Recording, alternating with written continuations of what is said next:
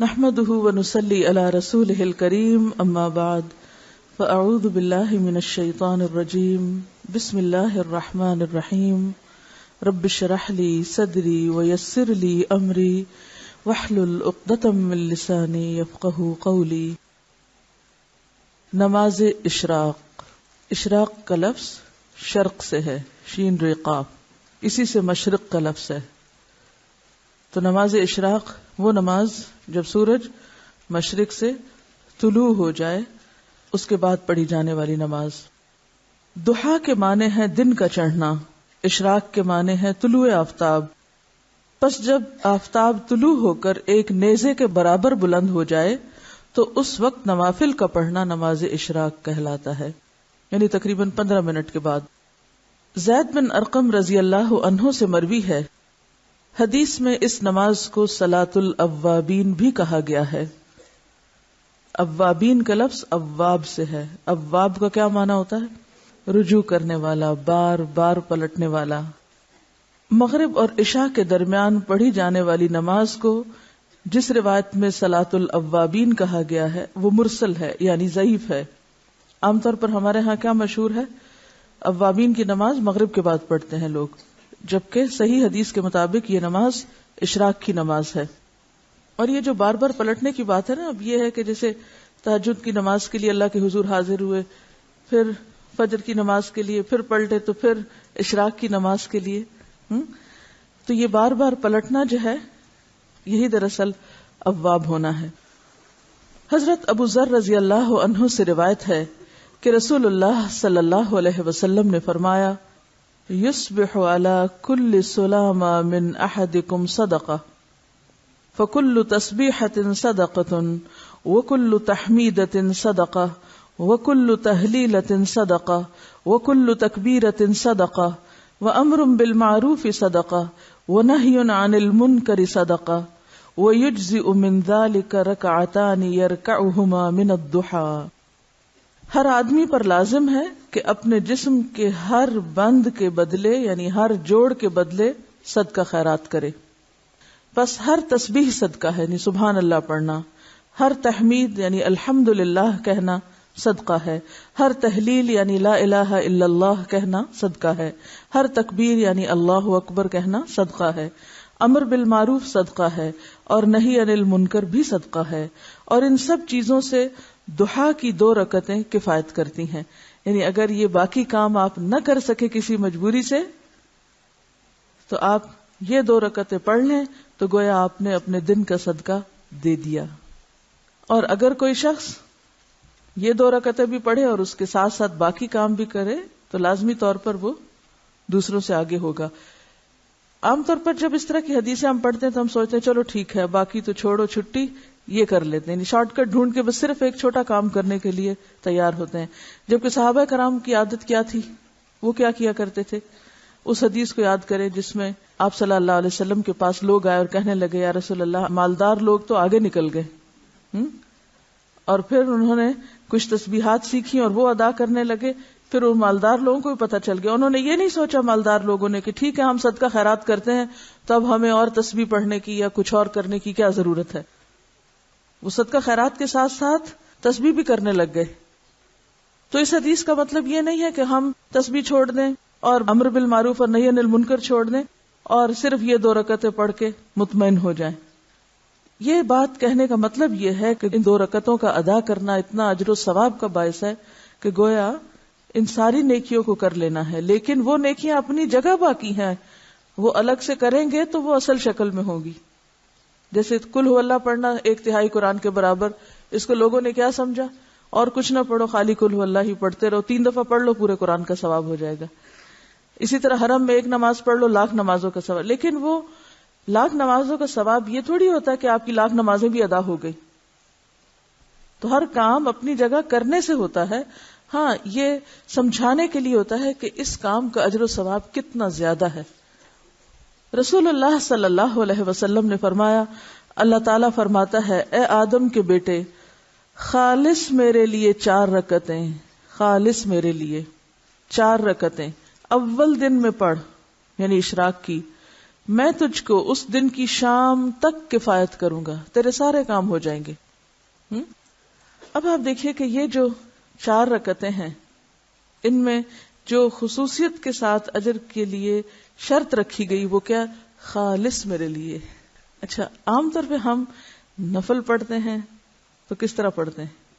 جیسے اس روز مجھ سے کسی نے پوچھا جب میں تہجد کی نماز کے بارے میں بتا رہی تھی کہ کیا خیال ہے اگر اس روز یعنی تہجد کے وقت 2 رکعت تحیۃ الوضو کے پڑھ لیے جائیں، 2 حاجت کے پڑھ لیے جائیں، 2 استخارے کے پڑھ لیے جائیں، 2 فلاں کے پڑھ لیے جائیں، تو بات یہ ہے کہ ٹھیک ہے آپ وہ 2 مختلف نیتوں سے پڑھ لیں، لیکن تہجد تو تہجد ہے۔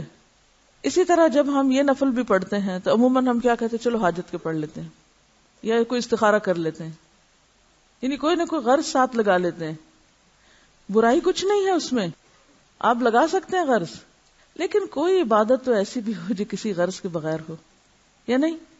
ہاں، اپنی ساری غرضیں اللہ کے سپرد کر دینا اور خالص اس کے ہو جائے، پھر وہ آپ کی ہر چیز کے لیے کافی ہو جائے گا۔ اصل میں ہمارا ذہن یہ ہوتا ہے کہ جیسے مختلف چیزیں ہمارے ہاتھ میں ہے نا، ہم یہ کر کے یہ کروائیں اللہ تعالیٰ سے، یہ پڑھ کے یہ کروائیں، اس چیز سے یہ مسئلہ حل کرائیں، لیکن وہ جو ایک مکمل بھروسے کی کیفیت ہے، ایک توکل اور یقین اور ہر غرض سے اوپر اٹھ کے خالص اس کا ہو جانا، اس کا لطف ہی کچھ اور ہے۔ سمجھے کیا؟ کہ میں یہ صرف اللہ کے لیے اپنے آپ کو خالص کر کے پڑھ رہی ہوں، مجھے کوئی اس کے بدلے دکھاوا نہیں کرنا کہ میں دوسروں کی نظر میں اچھی ہو جاؤں، کہ لوگ سمجھے بہت نفل پڑھنے والا ہے۔ تو خالص کام اور ملاوٹ والا کام فرق ہے۔ معاذہ رضی اللہ عنہا نے حضرت عائشہ صدیقہ رضی اللہ عنہا سے دریافت کیا، رسول اللہ صلی اللہ علیہ وسلم نماز ضحیٰ کتنی رکعتیں پڑھتے تھے؟ وہ فرماتی ہیں 4 رکعتیں، اور جس قدر اللہ تعالی چاہتا آپ اس سے زیادہ بھی پڑھتے۔ ام ہانی فرماتی ہے رسول اللہ صلی اللہ علیہ وسلم نے فتح مکہ کے دن غسل کیا اور 8 رکعات نماز ضحیٰ پڑھی۔ معلوم ہوا کہ اشراق کی رکعتیں 2، 4 یا 8 ہیں جو سنت سے ثابت ہیں۔ حضرت ابو ہریرہ رضی اللہ عنہ نے فرمایا، مجھے میرے پیارے دوست نبی صلی اللہ علیہ وسلم نے 3 چیزوں کی وصیت کی، جب تک میں زندہ رہوں گا ان کو نہیں چھوڑوں گا۔ ہر عربی مہینے میں ایام 20 یعنی 13، 14 اور 15 کے 3 روزے، چاشت کی نماز اور سونے سے پہلے وتر پڑھنا، یہ 3 کام کبھی نہ چھوڑوں گا۔ تو پہلی حدیث سے کیا پتہ چلتا ہے کہ ضحیٰ کی نماز 2 رکعتیں ہے، دوسری سے 4 اور تیسری حدیث سے 8۔ تو آپ 2 بھی پڑھ سکتے ہیں اور 8 تک بھی لے جا سکتے ہیں، یہ حسب حالات ہے، جتنی وقت ہو۔ حضرت ابو ہریرہ رضی اللہ تعالیٰ عنہ کی مصروفیت کچھ اور طرح کی تھی، تو تہجد کے لیے نہیں اٹھ سکتے تھے، تو وہ سونے سے پہلے پڑھ لیتے تھے۔ سب کے لیے ہو سکتا ہے۔ اگر آپ تہجد پڑھنا چاہتے ہیں تو پھر تو آپ صبح ہی پڑھیں گے نا، وہ تو الگ مسئلہ ہے۔ اصل میں یہ اشراق چاشت ایک ہی ہے، اگر ذرا پہلے پڑھ لیں تو اشراق ہے، تھوڑا دیر سے کریں تو چاشت ہے، ٹھیک ہے۔ اصل میں وہ صبح کی نماز ہی ہے، ایک طرح سے سورج طلوع ہونے کے بعد کی نماز ہے بیسیکلی۔ ذرا دھوپ بلند ہو جائے تو وہ ضحیٰ ہو گیا، سورج نکلنے کے تھوڑی دیر بعد یعنی 15 منٹ کے اندر پڑھیں تو اشراق کہلائے گی، ذرا تھوڑی تاخیر کرے اور دھوپ خوب چمک اٹھے تو ضحیٰ کہلائے گی۔ لیکن بیسیکلی ایک ہی نماز ہے، تھوڑا وقت کے آگے پیچھے ہونے سے نام بدل جاتا ہے۔ ان کا سوال یہ ہے کہ کیا اس کے لیے مصلی پہ بیٹھے رہنا ضروری ہے؟ اگر بیٹھے رہیں تو بہت زیادہ ثواب ہے، حج اور عمرے کے برابر ثواب ہے، لیکن اگر نہ بھی بیٹھیں تو اس کا یہ مطلب نہیں کہ آپ اشراق کے لیے دوبارہ نہیں آ سکتے۔ یہ 4 رکعتیں یا 8 رکعتیں 2 کر کے پڑھیں گے، یعنی ہر 2 رکعت کے بعد سلام پھیریں گے۔ ان کا سوال یہ کہ چاشت کی نماز کتنے بجے ہے؟ دیکھیے کہ بجے کی حدیث میں کسی بھی نماز کا وقت گھنٹوں کے حساب سے یا بجے کے حساب سے نہیں بتایا گیا، اس میں سورج غروب ہونے کے بعد، سورج طلوع ہونے کے بعد، سورج طلوع ہونے سے پہلے، زوال ہونے کے بعد، دن ڈھلنے کے وقت، اس طرح کے اوقات بتائے گئے ہیں تاکہ دنیا میں آپ کہیں بھی ہو تو سورج کے اتار چڑھاؤ سے، آسمان کی روشنی سے اپنا کیلنڈر اور اپنی گھڑی، یعنی آسمان پر سورج کا نکلنا اور غروب ہونا اور ڈھلنا اور اونچا نیچا ہونا، یہ ایک عالمی کلاک ہے۔ آسمان آپ کے لیے کیا ہے؟ کلاک. اور اس کی سوئی کیا ہے؟ سورج. ٹھیک ہے. تو ساری نمازیں اسی سے کسی نہ کسی طرح جڑی ہوئی ہیں، حتیٰ کہ عشاء کی نماز بھی جب روشنی ختم ہو جائے. ایک بات میں آپ کو پتہ کی بتا دوں دین پر عمل کرنے کے سلسلے میں، جس میں آپ کو بڑی سہولت ہو جائے گی. سمعنا واتعنا. سورج نکلا ہے، ایک نیزے برابر ہوا ہے، پڑھ لو، بس پڑھ لی. 2 4 8 بس ٹھیک ہے. اگر بہت ڈیٹیلز میں جائیں گے، اب اگر اگلا سوال آپ کا یہ ہو کہ صورتیں اس میں کون سی پڑھیں، کتنی طویل ہو، سجدے کتنے ہوں، تو مشکل میں پڑھتے جائیں گے. سمپلی ایک بات سنیں اور اس کو جتنی سمجھ آتی ہے وہ کر لیں، اور انشاءاللہ اس میں خیر ہوگی. نماز استخارہ کا بیان. جب کسی کو کوئی جائز امر درپیش ہو اور وہ اس میں متردد ہو، اسے کروں یا نہ کروں، یا جب کسی کام کا ارادہ کرے تو اس موقع پر استخارہ کرنا سنت ہے. اس کی صورت یہ ہے کہ 2 رکعت نفل خشوع و خضوع اور حضور قلب سے پڑھے، رکوع و سجود اور قومہ و جلسہ بڑے اطمینان سے کرے، پھر فارغ ہو کر یہ دعا پڑھے: اللہم انی استخیرک بعلمک واستقدرک بقدرتک واسألک من فضلک العظیم فإنک تقدر ولا اقدر وتعلم ولا اعلم وانت علام الغیوب. اللہم ان کنت تعلم ان هذا الامر خیر لی فی دینی ومعاشی وعاقبت امری فاقدره لی ویسره لی ثم بارک لی فیہ. وَإِن كُنْتَ تَعْلَمُ أَنَّ هَذَا الْأَمْرَ شَرٌّ لِّي فِي دِينِي وَمَعَاشِي وَعَاقِبَةِ أَمْرِي فَاصْرِفْهُ عَنِّي وَاصْرِفْنِي عَنْهُ وَاقْدُرْ لِيَ الْخَيْرَ حَيْثُ كَانَ ثُمَّ رَدِّنِي بِهِ.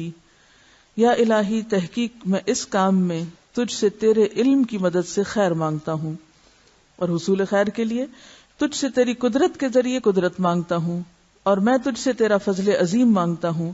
بے شک تو ہر چیز پر قادر ہے اور میں کسی چیز پہ قادر نہیں. تو ہر کام کے انجام کو جانتا ہے اور میں کچھ نہیں جانتا، اور تو تمام غیبوں کا جاننے والا ہے. الہی، اگر تو جانتا ہے کہ یہ کام جس کا میں ارادہ رکھتا ہوں میرے لیے میرے دین، میری زندگی اور میرے انجام کار کے لحاظ سے بہتر ہے، تو اسے میرے لیے مقدر کر اور آسان کر، پھر اس میں میرے لیے برکت پیدا فرما. اور اگر تیرے علم میں یہ کام میرے لیے میرے دین، میری زندگی اور میرے انجام کار کے لحاظ سے برا ہے تو اس کام کو مجھ سے اور مجھے اس سے پھیر دے، اور میرے لیے بھلائی مہیا کر جہاں کہیں بھی ہو، پھر مجھے اس کے ساتھ راضی کر دے. نبی صلی اللہ علیہ وسلم نے فرمایا کہ پھر اپنی حاجت بیان کرو، اس وقت ضرورت بتاؤ کہ کیا چاہیے. جب آپ یہ مسنون استخارہ کر کے کوئی کام کریں گے تو اللہ تعالیٰ اپنے فضل سے ضرور اس میں بہتری کی صورت پیدا کرے گا اور برائی سے بچائے گا. استخارہ رات یا دن کی جس گھڑی میں بھی آپ چاہیں کر سکتے ہیں، سوائے اوقات مکروہہ کے. استخارہ کا لفظی معنی ہوتا ہے خیر مانگنا، خیر کی طلب، یعنی اللہ تعالیٰ سے کسی معاملے میں بھلائی چاہنا، بھلائی کی دعا، یعنی ایک طرح سے حاجت کی دعا ہے یہ. ٹھیک ہے، اپنی حاجت اللہ تعالیٰ کے سامنے رکھ کے یہ مانگنا کہ یا اللہ اگر یہ درست ہے تو آپ اس کو کر دیں، اور اگر یہ درست نہیں کام میرے لیے تو آپ مجھے اس سے پھیر دیں، اور جہاں خیر ہے وہاں مجھے لے جائیں. ٹھیک ہے، ایک بات تو یہ ہے. دوسری بات یہ کہ آپ صلی اللہ علیہ وسلم صحابہ کرام کو استخارے کی دعا اسی طرح سکھاتے تھے جیسے کوئی سورت سکھائی جاتی. تیسری بات یہ کہ حدیث میں آتا ہے ما خاب من استخارہ، وہ شخص نامراد نہ ہوا جس نے استخارہ کیا. چوتھی بات یہ ہے کہ جن کاموں کا شریعت نے حکم دیا ہے اور جن کا ثواب یا جن کا فائدہ بالکل واضح ہے ان میں استخارے کی ضرورت نہیں ہوتی. مثلا آپ یہ استخارہ نہیں کریں گے کہ میں آج روزہ رکھوں یا نہ رکھوں، نماز پڑھوں کہ نہ پڑھوں، حج کروں کہ نہ کروں، زکوٰۃ دوں کہ نہ دوں. اس میں نہیں استخارہ ہوگا. کیوں؟ استخارہ اس کام میں ہوتا ہے جس میں آپ متردد ہوں. جس کام کا آپ کو حکم مل چکا ہو وہاں استخارہ نہیں کیا جاتا. اس کے ساتھ ساتھ ایک اور اہم بات یہ بھی یاد رہے کہ بعض لوگ خود استخارہ کرنے کی بجائے دوسروں سے کرواتے ہیں، اور یہ روش ایک وبا کی شکل اختیار کر گئی جس نے جگہ جگہ دوسروں کے لیے استخارہ کرنے والے اسپیشلسٹ پیدا کر دیے. حالانکہ اپنے لیے خود استخارہ کرنے کی بجائے کسی اور سے استخارہ کروانا خلاف سنت ہی نہیں، کاہن اور نجومی کی تصدیق کرنے کے مترادف ہے، اور یہ انتہائی غلط بات ہے، خصوصاً جبکہ استخارہ کروانے والا استخارہ کرواتا ہی اس نیت سے ہے کہ مجھے ان بزرگوں سے کوئی پکی خبر یا واضح مشاہدہ ملے گا جسے بعد میں وہ من و عن سچا جان کر کسی کام کے کرنے یا نہ کرنے کا فیصلہ کرتا ہے۔ حالانکہ استخارے کے لیے نہ تو یہ لازمی ہے کہ سونے سے پہلے کیا جائے، نہ یہ لازم ہے کہ خواب میں کوئی اشارہ ہو، سیدھی سی بات ہے، ضرورت مند وقتاً فوقتاً استخارہ کرتا رہے حتیٰ کہ اللہ تعالیٰ اس کا سینہ کھول دے۔ مزید تسلی چاہتا ہے تو کسی اچھے شخص سے مشورہ کر لے، پھر جو کام کرے گا اللہ تعالیٰ اس میں بہتری کی صورت پیدا کر دے گا۔ تو استخارہ ایک طرح سے اللہ تعالیٰ سے مشورہ بھی ہے، حاجت کی دعا بھی ہے، یہ کسی سے کروانے والا کام نہیں۔ اور اگر کوئی یہ کہ میں نے تمہارے لیے کیا اور میں نے یہ خواب دیکھا ہے اور تم یہ کام اب کر لو، تو یہ ایسے ہی جیسے کوئی نجومی آپ کو خبر دے رہا ہو کہ یہ کام تمہارے حق میں بہتر ہے یا نہیں، یا کوئی حساب کتاب لگانے والا آپ کو لگا کے بتائے کہ ہاں یہ کاروبار آپ کریں یا اس میں فائدہ ہوگا یا نہیں ہوگا۔ تو یہ کوئی معمولی بات نہیں ہے، استخارے کو بہت مس یوز کیا جا رہا ہے اور بہت غلط جگہ استعمال کیا جا رہا ہے اور غلط معنوں میں استعمال کیا جا رہا ہے، اس سب سے بچنے کی ضرورت ہے۔ دین کے معاملات میں جیسے مختلف علماء کی آراء ہیں تو اس میں استخارے کی ضرورت نہیں ہے، اس لیے کہ کہیں سنت سے یہ ثابت نہیں، نہ صحابہ کرام کے طریقے سے کہ انہوں نے بعد میں جب اختلاف کیا تو اس اختلاف کو جاننے کے لیے استخارہ شروع کر دیا۔ اور یاد رکھیے، اگر ایک بات آپ کے ذہن میں واضح ہو کہ استخارہ غیب کی خبر جاننے کا نام نہیں، استخارہ غیب معلوم کرنے کا نام نہیں، استخارہ غیب کے پردے میں چھپے ہوئے حقائق کو جاننے کا نام نہیں، کہ کوئی شخص یہ سمجھے کہ میں نے استخارہ کیا تو مجھے غیب کی خبر ہو گئی، انتہائی غلط ہے، یہ چیز پھر شرک میں داخل ہو جائے گی۔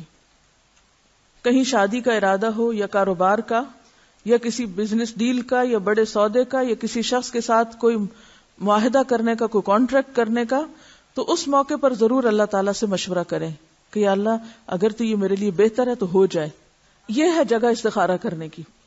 استخارہ یہ نہیں ہوتا کہ یا اللہ یہ بہتر ہے کہ نہیں، مجھے تو یہ بتا کہ یہ بہتر ہے کہ نہیں، یہ نہیں ہے استخارہ۔ استخارہ یہ کہ یا اللہ اگر یہ بہتر ہے تو کر دے اور اگر نہیں تو پھیر دے۔ یہ دعا میں کیا مانن ہے کہ یہ پوچھا گیا کہ یا اللہ یہ بہتر ہے تو مجھے بتا دے کسی خواب میں یا کسی اشارے میں؟ یہ نہیں ہے اس کا معنی استخارے کا جو عام طور پر نکالا جاتا ہے۔ یہ کہہ رہے ہیں کہ بعض لوگ کہتے ہیں کہ ہم تو گناہگار ہیں اس لیے ہم یہ نہیں کر سکتے، تو آپ ہمارے لیے کر دیں۔ تو ہماری ایسے گناہگاروں سے درخواست ہے کہ اگر انہوں نے اعتراف کر ہی لیا ہے گناہ کا تو کون سی چیز ان کو توبہ سے روکے ہوئے؟ فوراً توبہ کریں اور فوراً اللہ کے حضور جھک جائیں اور یہ نماز پڑھیں، پہلے توبہ کی پڑھ لیں اور پھر استخارہ کی پڑھ لیں۔ یہ کہتی ہیں کہ انہوں نے بیٹے کی شادی کرنی تھی تو انہوں نے کسی سے استخارہ کرایا تو انہوں نے کہا بالکل نہ کرے، تباہی و بربادی ہے۔ کہتے ہیں کہ صبح میں قرآن پاک پڑھی تھی، اس کے بعد تو اس میں ایک آیت آئی جس کا مطلب یہ تھا کہ غیب کا علم اللہ کے سوا کسی کو نہیں، تو اس پر یہ چونکی اور انہوں نے اللہ پہ بھروسہ کر کے وہی رشتہ کر دیا۔ اور کہتی ہیں کہ اس بچی کے آنے کے بعد گھر میں الحمدللہ کوئی ایسی پریشانی کی بات نہیں، رحمتیں ہیں، برکتیں ہیں، اور الحمدللہ کہ انہوں نے اللہ پر یقین اور بھروسہ کیا، ورنہ ایک جھوٹے شخص کی خبر کی تصدیق کر کے ایمان بھی گواتی اور دنیا کا بھی نقصان اٹھاتی۔ کسی سے یہ پوچھنا کہ مجھے استخارہ کر کے بتائیں کہ یہ کام ٹھیک ہے کہ نہیں، یہ غیب معلوم کرنے کی کوشش کرنا ہے جو کہ شرک میں داخل ہو جاتا ہے۔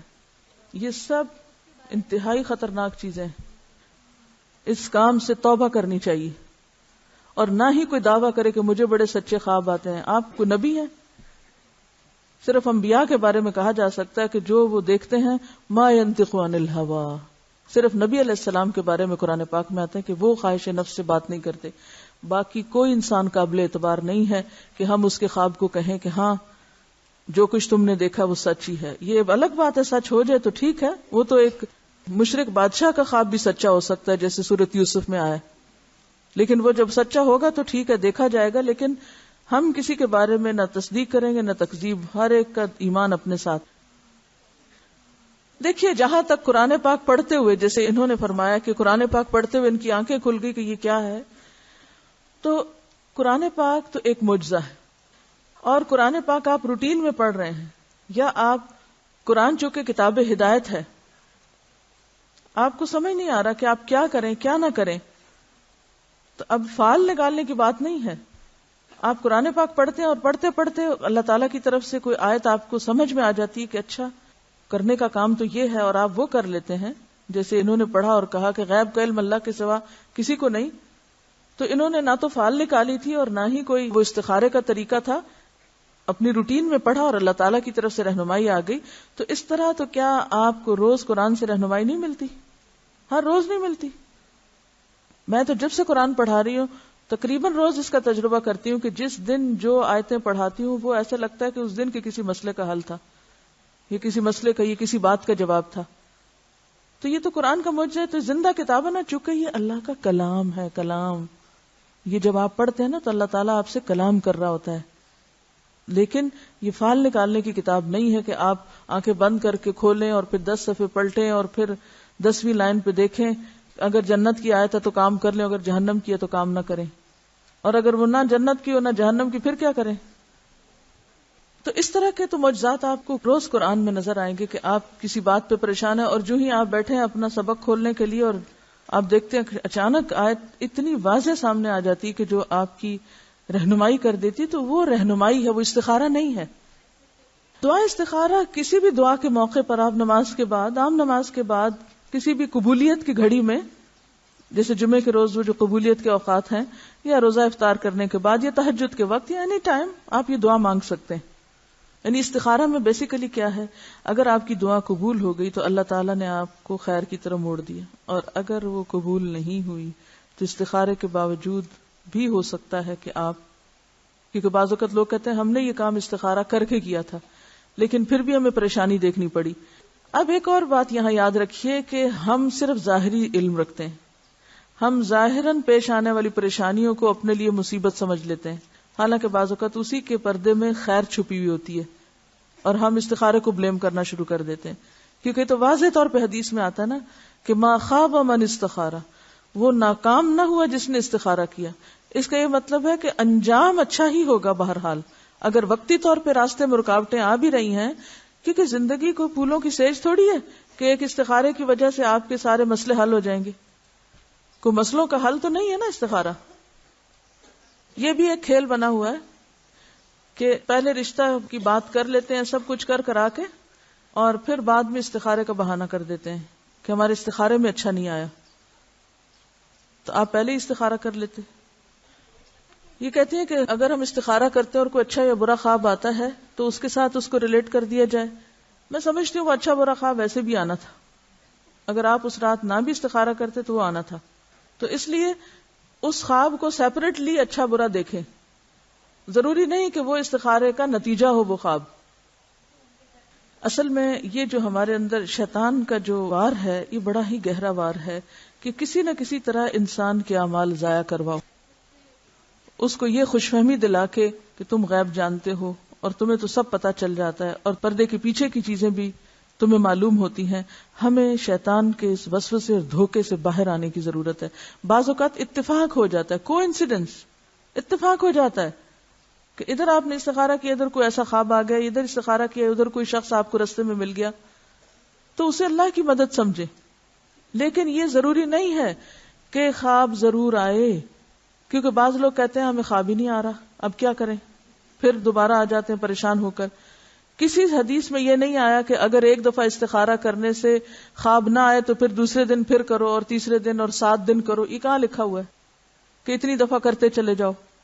بس کیا 2 نفل پڑھے، دعا کی، بات ختم. اگر آپ ویسے نفل پڑھ کے دعا کرنا چاہتے ہیں کرتے رہیں، کوئی فرض کے درجے میں نہیں ہے. بہرحال یہ نفل نمازوں کی بات ہو رہی ہے، ٹھیک ہے. یہ کہتی ہیں کہ لوگوں کو آج کل ٹی وی پہ گمراہ کیا جا رہا ہے، وہ کیوں نہ کریں، وہ محنت کر رہے ہیں، آپ سو رہے ہیں.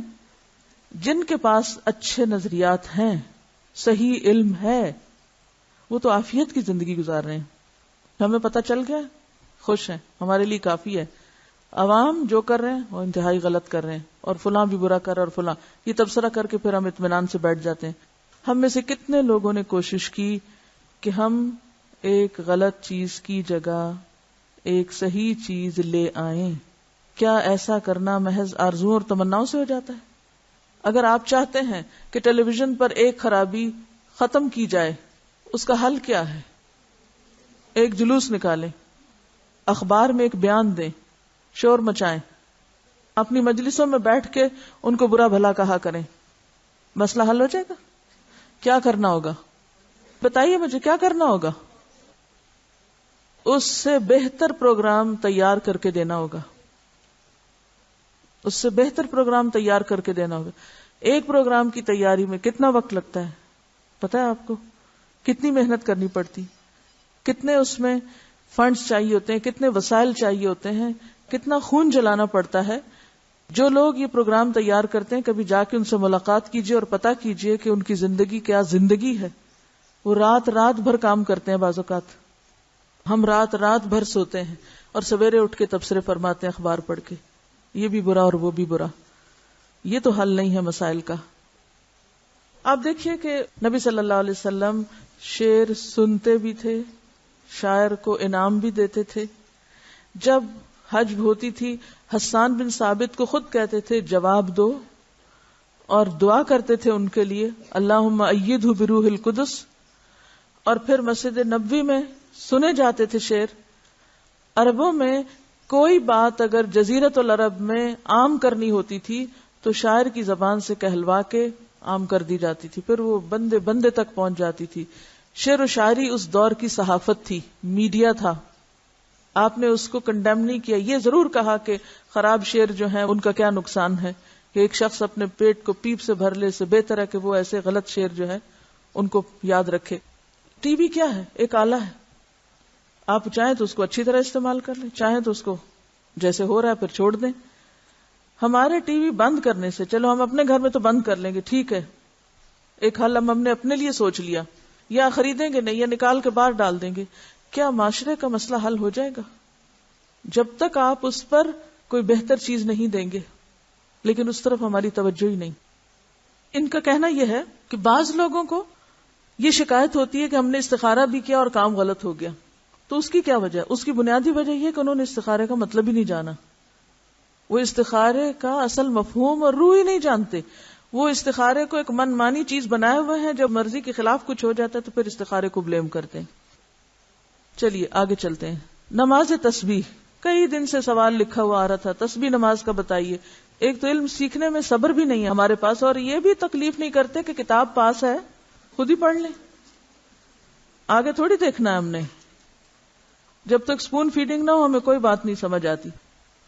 نماز تسبیح یہ بھی ان مسائل میں سے ہے جن پر عام طور پر دینی طبقہ بڑے جھگڑے کرتا رہتا ہے اور ایک دوسرے کے خلاف بیان بازی اور فتویٰ سازی کرتا رہتا ہے۔ تو آئیے دیکھتے ہیں کہ اس کی کیا حقیقت ہے۔ عبداللہ بن عباس رضی اللہ عنہ سے روایت ہے، نبی صلی اللہ علیہ وسلم نے عباس بن عبد المطلب رضی اللہ عنہ سے فرمایا، یا عباس یا اماہ الا اعطیک الا امنحک الا احبوک الا افعل بک 10 خصال اذا انت فعلت ذلك غفر اللہ لك ذنبك اولہ وآخرہ قدیمہ وحدیثہ خطأہ وعمدہ صغیرہ وکبیرہ سرہ وعلانیتہ 10 خصال ان تصلی 4 رکعات تقرأ في كل ركعة فاتحة الكتاب وسورة فإذا فرغت من القراءة في أول ركعة وأنت قائم قلت سبحان الله والحمد لله ولا إله إلا الله والله أكبر 15 مرة ثم تركع فتقولها وأنت راكع 10 ثم ترفع رأسك من الركوع فتقولها 10 ثم تهوي ساجدا فتقولها وأنت ساجد 10 ثم ترفع رأسك من السجود فتقولها 10 ثم تسجد فتقولها 10 ثم ترفع رأسك فتقولها 10 فذلك 75 في كل ركعة تفعل ذلك في 4 ركعات إن استطعت أن تصليها في كل يوم مرة فافعل فإن لم تفعل ففي كل جمعة مرة فإن لم تفعل ففي كل شهر مرة فإن لم تفعل ففي كل سنة مرة فإن لم تفعل ففي عمرك مرة۔ اے چچا جان عباس، کیا میں آپ کو کچھ عطا نہ کروں؟ کیا آپ کو کچھ عنایت نہ کروں؟ کیا میں آپ کو کوئی تحفہ پیش نہ کروں؟ کیا میں آپ کو 10 اچھی خصلتوں والا نہ بنا دوں کہ جب آپ یہ عمل کریں تو اللہ تعالیٰ آپ کے اگلے پچھلے پرانے نئے انجانے میں اور جان بوجھ کر کیے گئے تمام چھوٹے بڑے پوشیدہ اور ظاہر گناہ معاف فرما دے۔ وہ یہ ہے کہ آپ 4 رکعات نفل اس طرح ادا کریں کہ ہر رکعت میں سورۃ فاتحہ اور کوئی دوسری سورت پڑھیں۔ جب آپ اس قرات سے فارغ ہو جائیں تو قیام کی حالت میں ہی یہ کلمات 15 بار پڑھیں، یعنی قرات کر کے سورۃ الفاتحہ پڑھ کے سبحان اللہ والحمد للہ ولا الہ الا اللہ واللہ اکبر۔ پھر آپ رکوع میں جائیں، تسبیحات رکوع سے فارغ ہو کر رکوع میں ہی ان کلمات کو 10 بار دہرائیں، پھر رکوع سے اٹھ جائیں اور سمع اللہ لمن حمدہ وغیرہ سے فارغ ہو کر 10 بار یہی کلمات پڑھیں، پھر سجدے میں جائیں، سجدے کی دعائیں پڑھنے کے بعد یہی کلمات 10 بار پڑھیں، پھر سجدے سے سر اٹھائیں اور جلسہ میں جو دعائیں ہیں وہ پڑھ کے 10 بار انہی کلمات کو دہرائیں، پھر دوسرے سجدے میں چلے جائیں، پہلے سجدے کی طرح 10 بار پھر اس تسبیح کو ادا کریں، پھر سجدے سے سر اٹھائیں اور جلسہ استراحت میں کچھ اور پڑھے بغیر 10 بار اس تسبیح کو دہرائیں۔ ایک رکعت میں کل 75 تسبیحات ہوئی، اسی طرح 4 رکعات میں یہ عمل دہرائیں۔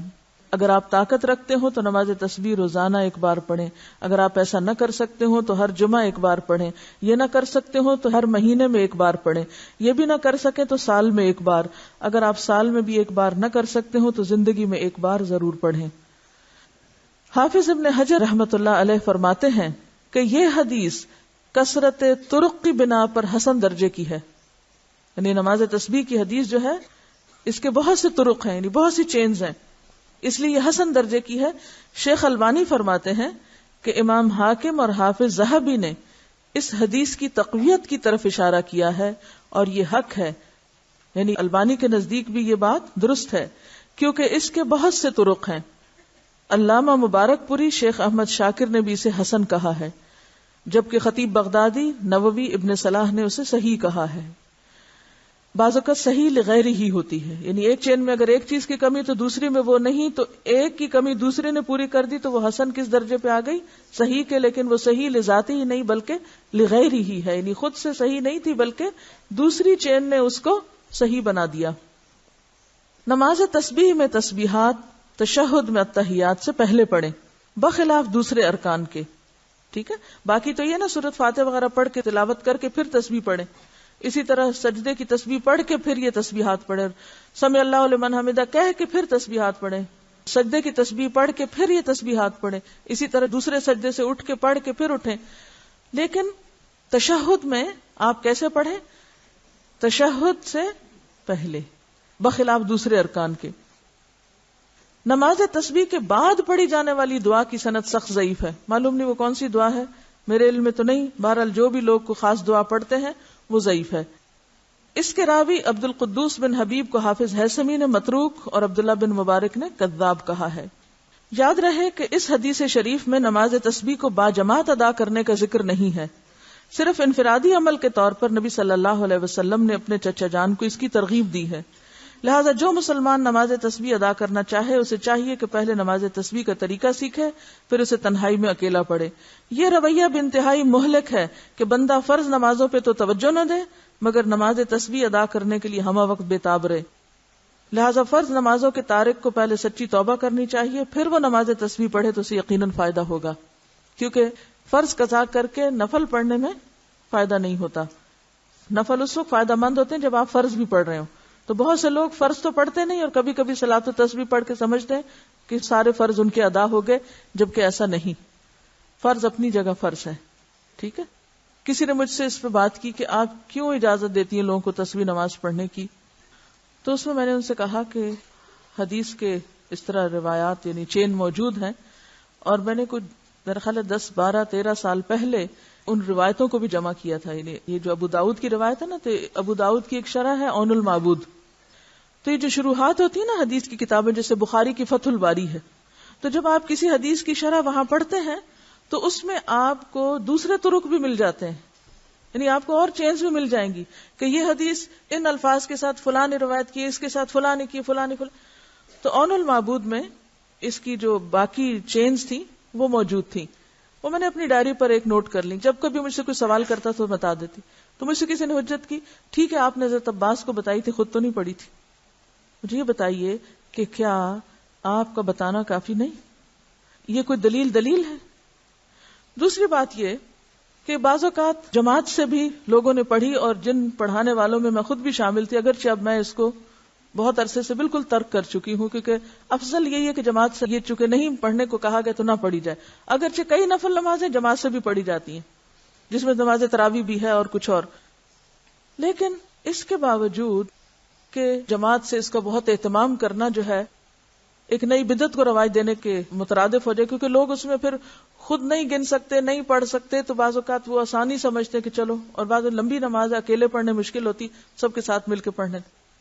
تو اس کے لیے بھی جس کو سامنے رکھ کے میں عمل کرتی تھی وہ یہ کہ نفل نماز چونکہ جماعت سے پڑھی گئی ہے، اور یہ بھی ایک نفل نماز ہے، تو کوئی حرج نہیں اگر کوئی جماعت سے بھی پڑھ رہا ہے، لیکن پھر بھی بہتر یہی ہے کہ آپ الگ پڑھیں، اور کم از کم مجھ جیسے لوگ اس چیز کو اتنی ہوا نہ دیں. جب تک اس بات کا مجھے نہیں علم تھا کہ زیادہ پسندیدہ یہ ہے، اس وقت تک میں خود اس کو جماعت سے پڑھاتی بھی رہی ہوں اور پڑھتی بھی رہی ہوں. تو افضل کیا ہے؟ اکیلے اکیلے پڑھیں.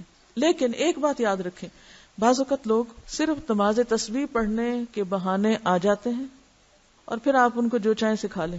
مجھے اچھی طرح یاد ہے کہ جب میں نے تبلیغ کا عام کام شروع کیا تو ابتدا میں ہم نماز تسبیح کی دعوت دیتے تھے. کہتی ہوں کہاں سے لوگ آ جاتے تھے، آپ سوچ ہی نہیں سکتے. اور جب وہ آ جاتے تھے میں ان کو بٹھاتی تھی، میں کہتی تھی یہ نفل ہے، پہلے فرض پورا کرو.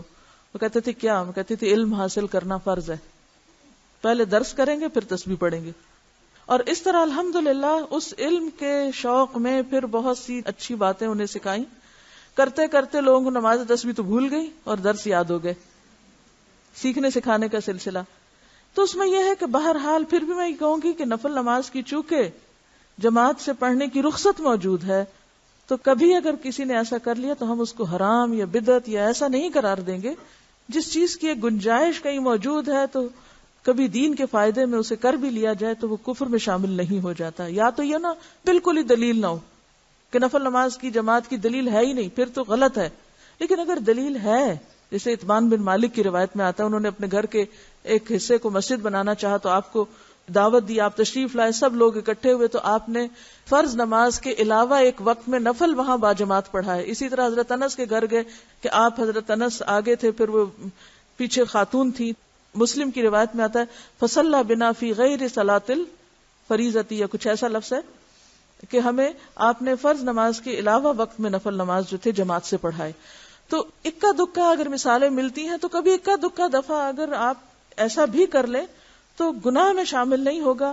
ہاں یہ ضرور خیال کریں کہ نوافل فرائض پر نہ چھا جائیں، کہ لوگ فرض بھول جائیں اور نفل کی طرف چل پڑیں، بلکہ نفل کے لیے آئیں تو ان کو فرض یاد دلائیں. وآخر دعوانا ان الحمد للہ رب العالمین. سبحانک اللہم وبحمدک، نشہد ان لا الہ الا انت، نستغفرک ونتوب الیک.